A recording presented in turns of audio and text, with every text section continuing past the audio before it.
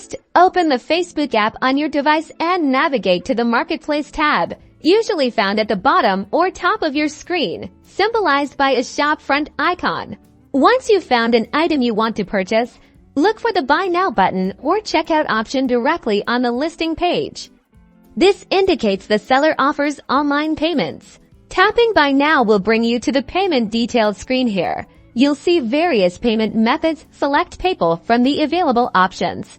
If you haven't linked your PayPal account to Facebook Marketplace before, you'll be prompted to log into your PayPal account securely. Enter your PayPal email and password as requested.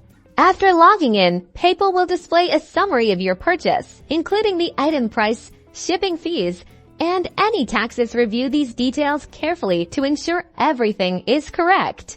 Once you've verified all the information, tap the Confirm and Pay button within the PayPal interface to finalize your transaction. You'll then be redirected back to Facebook Marketplace, where you'll see a confirmation of your successful purchase, along with order details and tracking information if applicable.